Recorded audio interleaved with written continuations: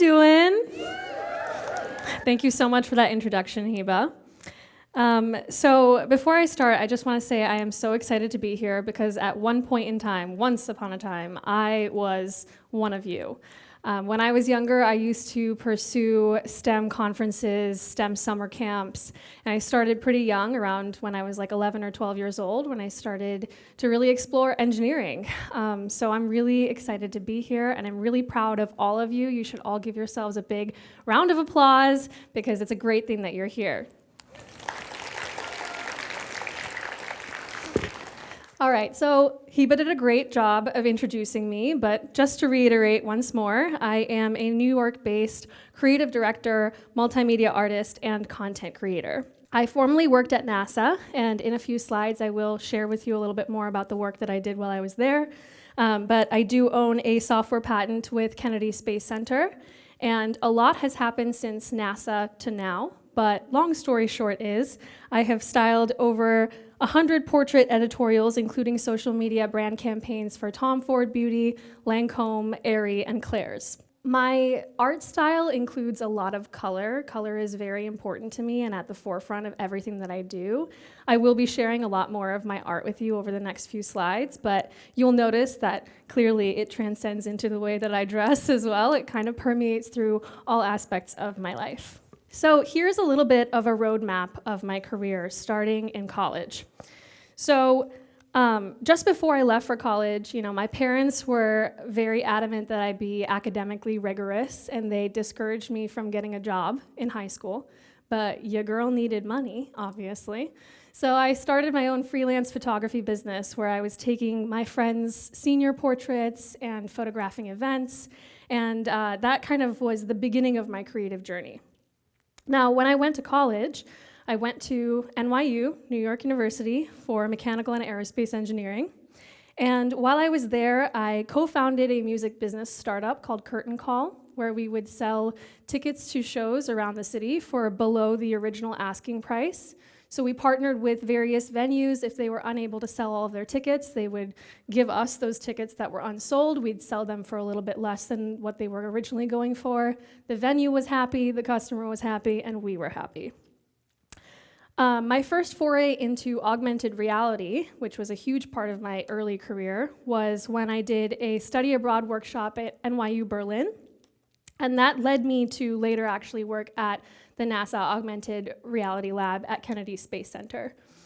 One of the summers, I was a teaching assistant at Stanford University for a high school summer camp. So a lot of my students were actually your age, people who wanted to take college classes for credit. So that was really exciting as well. And then that led me into my 2 co-op internships at NASA, which I will go more into detail with in a little bit. So after I graduated from NYU, I took a full-time job at IBM as a hardware engineer, and that led me into the pandemic. So I was working there for a little less than a year when we went into our first lockdown. And that is how my journey into art began. My job went fully remote, so I had a lot more free time on my hands, and I decided to pursue a skill that I'd been wanting to learn for a very long time, which was Photoshop. So March 2020 was the first time I ever opened Photoshop. I started teaching myself using YouTube tutorials and just trying to recreate some of the work that artists that I really admired made at the time. And as I started sharing my work online on social media, I gained an audience, I started getting more followers, and then brands started reaching out to me for product campaigns. And this was all while I was still working at IBM, but as those gigs started coming in, I realized that there's actually possibly a career in this. So I applied to the Adobe Creative Residency program, which is an incubator for artists, and I did that for 1 year. I just finished in June, and in July of this year, I incorporated my own company, and now I run my studio, Tanya Studios, out of New York City. So this is the beginning of my journey with NASA. When I was 8 years old, I went to Johnson Space Center for the first time. So that's me and my mom over there, and that's where I decided that I wanted to be a rocket scientist. So that was the beginning of my engineering journey. I started focusing a lot more on science and math in school. And like I mentioned, I took my first engineering class when I was about 11 or 12 years old. And fast forward to 2018, I realized that dream and made it happen, and I was a rocket scientist at NASA. My first rotation that I did was on a project called Prandtl M, which is an offshoot of Prandtl D. So Prandtl D was an aircraft that used a unique shape. It was a reverse yaw shape, and the Prandtl D project became Prandtl M. There was an offshoot, which was the same design of the plane, but made for the Martian atmosphere. So it would be the first airplane to fly on Mars. And that's me holding the first prototype Prandtl M, that picture over there. Now, the cool thing about Prandtl D is that everyone who ever worked on that project got to sign the very first prototype design, and that model was sent to the Smithsonian National Air and Space Museum. So somewhere in the Smithsonian, you can see my autograph on a plane somewhere. So my rotation at Kennedy Space Center, I helped patent a 3D modeling conversion tool. So I won't go into detail and bore you with all the nitty-gritty, but kind of from a high level, there are two types of 3D models. There are polygon-based models, which are used traditionally in engineering. Now you can think of those as if you take a cross-section of a polygon-based 3D model, you will see all of the insides, the screws, nuts, and bolts. And then there's mesh-based 3D models. So who here plays video games? So do you know sometimes when you get too close to an object, it kind of cuts off and then there's nothing inside of it? It's kind of empty and hollow. So those are mesh-based models. So what that means is you're just getting a surface area representation, but there's nothing inside that you can really see. That's because you don't really need to see the insides of something if it's being rendered for a video game or for virtual reality, which is what this was for.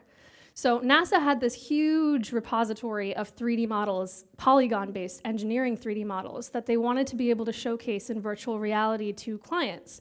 And there was no quick and easy way to change those polygon-based models into mesh-based models.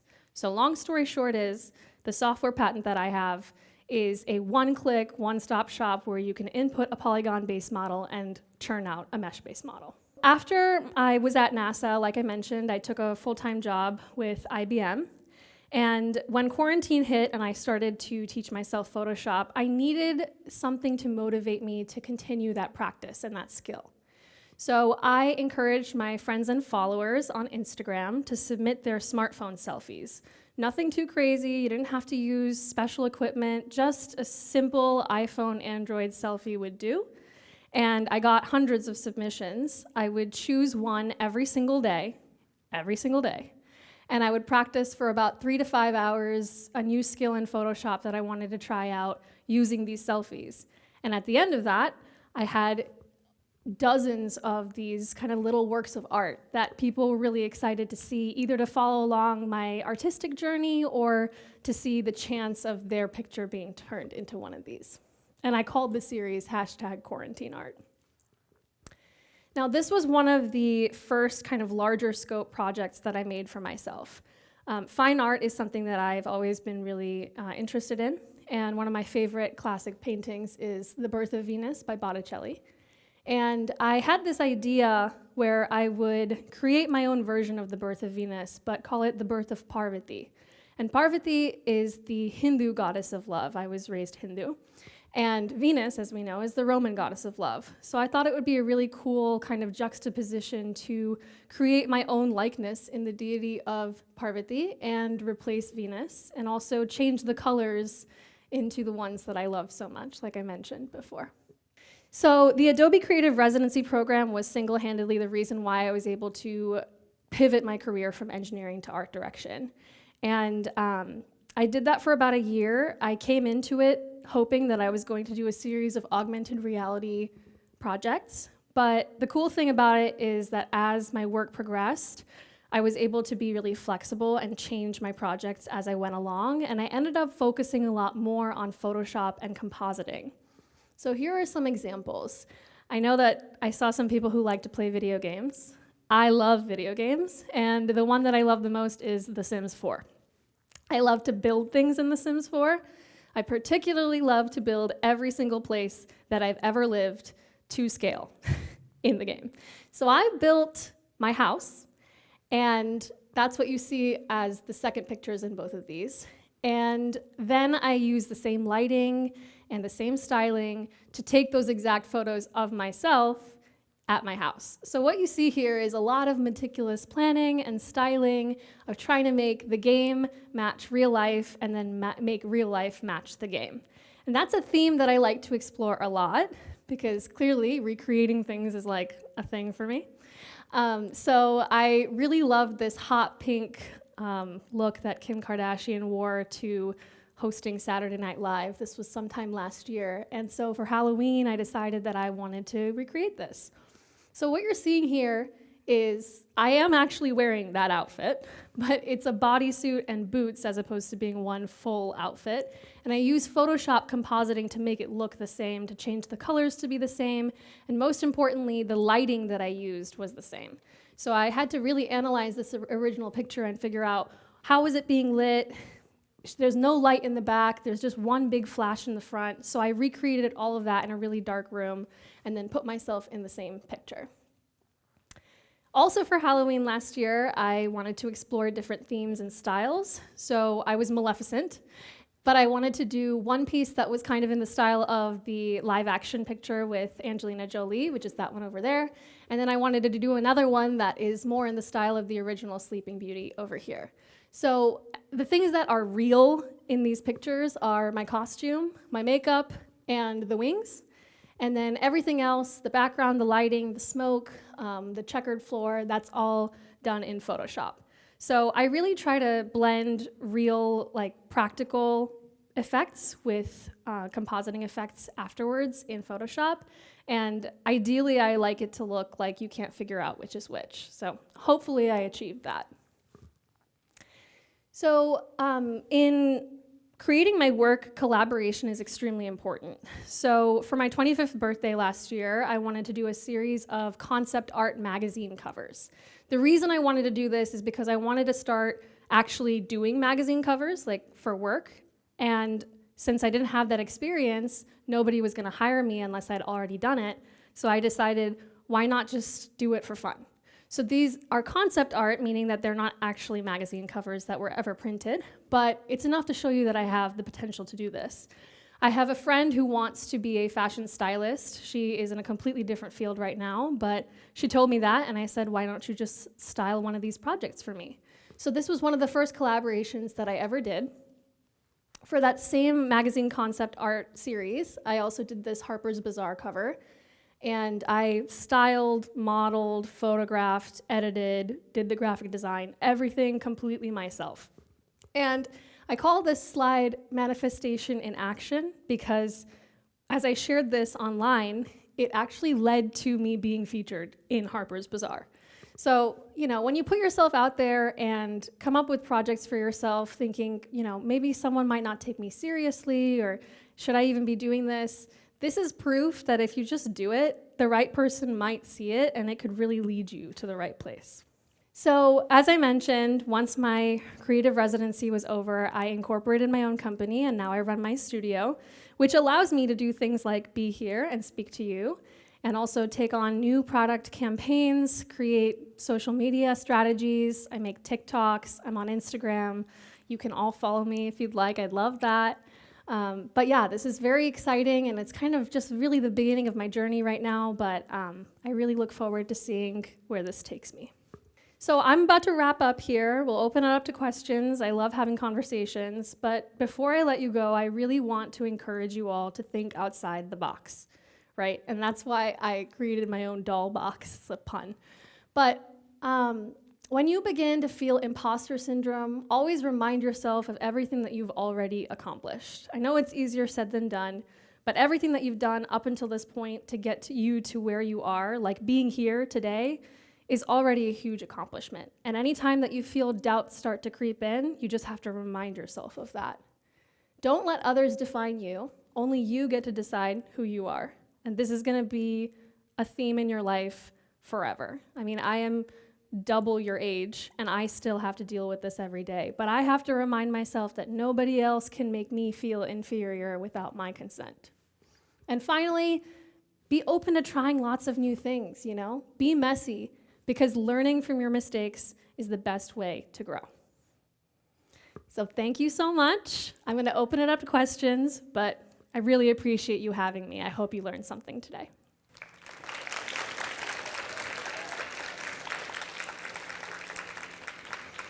Thank you so much, Tanya. And I had already told Tanya this, but earlier today I was mentioning that there was nobody that looked like me when I was growing up in STEAM or wanting to become a scientist. So I so appreciate you standing here today. Little Hiba is so happy. And I also really appreciate your last message and the fact that you love color. I think sometimes scientists, we have a stereotype of them having the Einstein look with the gray hair and the white lab coat. So what a fun change to that and breaking stereotypes left and right.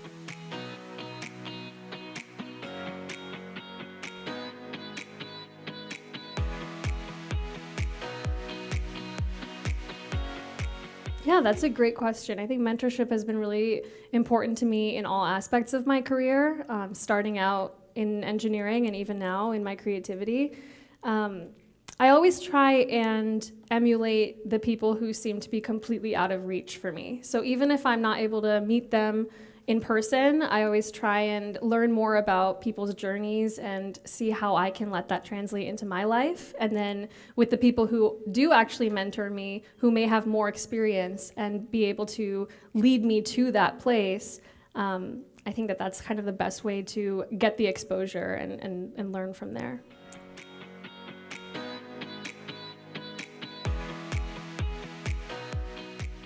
Absolutely, yes. Even now, I mean, I still get doubt. I still worry, am I doing the right thing? But I don't let that stop me from still pursuing my dreams, because it's like what I said in my slide. I have to remind myself of what I've already accomplished to get to this point. So anytime I feel like I can't do it, I just remember I already have gotten this far.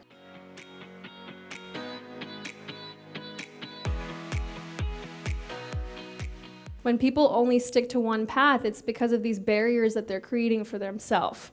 And if you want to pursue multiple things, the sky is the limit, and no one's ever going to stop you from doing that.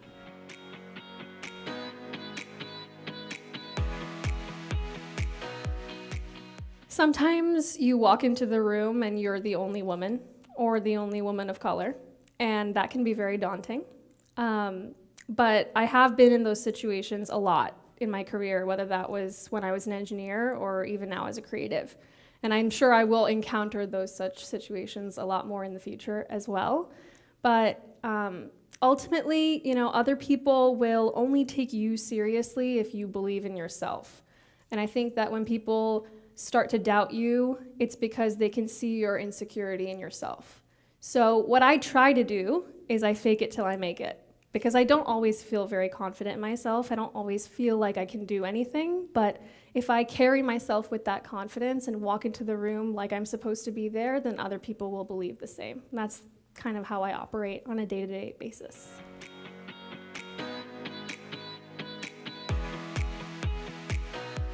I actually get a lot of my inspiration from Pinterest. Does anyone here use Pinterest? Yep. Yeah?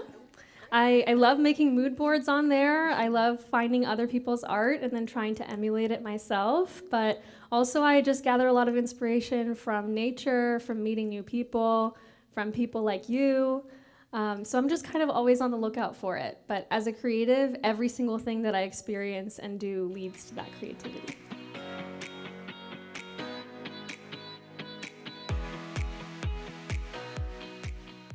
I made art.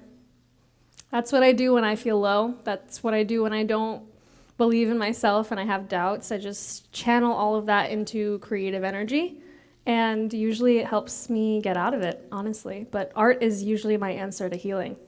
Well, thank you so much again to Tanya for such an inspiring presentation. I know that I learned a lot personally, and let's give one last round of applause for Tanya. That was amazing.